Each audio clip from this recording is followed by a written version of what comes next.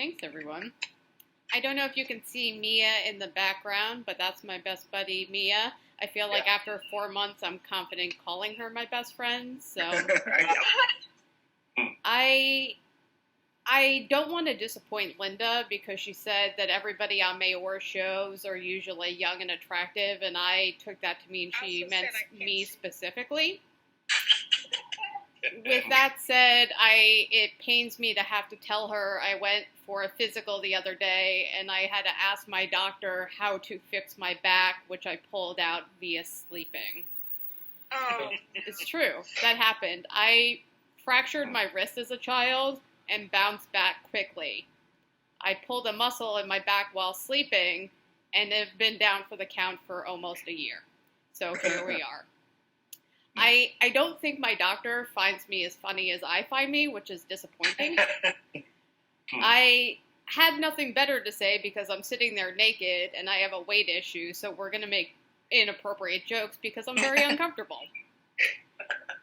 And so the tech is taking my stats, and she's like, do you want to also do a pap smear while you're here? And I was like, well, you can't just spring that on me. That's got to, like, mentally wrap my head around that. Like, don't spring that on me at 8 a.m. That's a little too much. You need to buy me dinner first, before you threaten that. No, I'm not interested. Thank you for asking. And so then she just started asking questions about my family history.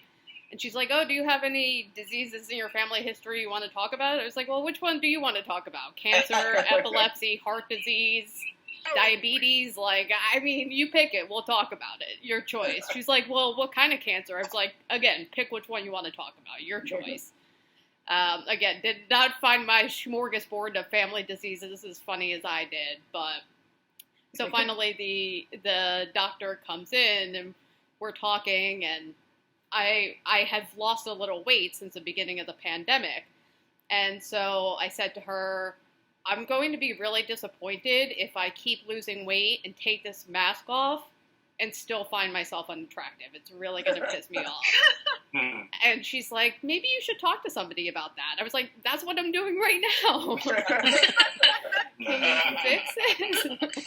Are you not my phone a friend? Okay, got it. Didn't realize. But then I told her about this person I heard about who did a detox for 40 days just eating grapes. And her response was, no, absolutely not. I was like, I didn't realize this was a group decision. She's like, do you care about your liver? And I was like, not really. Like, maybe? I don't really know. Like, do I need it? Is it optional? Can you take it out? Do I have one? Are you positive? But I don't really get physicals. I don't fully understand them because she checked my ears, she checked my eyes, had me stick out my little tongue, and then did an EKG. I feel like that was 0 to 60 very quickly. But she hooked up all the little pads, but they weren't getting a read on my heart. So I replied telling her, oh, I forgot to mention I had that surgically removed. And she just kind of looks at me for a second. I was like, I'm kidding. I can't afford an elective surgery. How much money do you think I have? It's still in there as long as I came with it. But whatever. It was better than the last time that I was at the doctor's office. And we were talking about, like, my eye was irritated. And she's, like, giving me reasons why my eye would be irritated. And my nose is running like I'm a 6-year-old. This is great. But thank you. So she was saying what could have irritated my eye. And I said, I did have my tear duct surgically removed. And she just looks at me for a second. I was like, again, I can't afford elective surgeries. They're still there. I just opt not to use them. So don't worry, Linda, you are not alone. I'm like a heartbeat away from that hearing aid and pacemaker over here. So.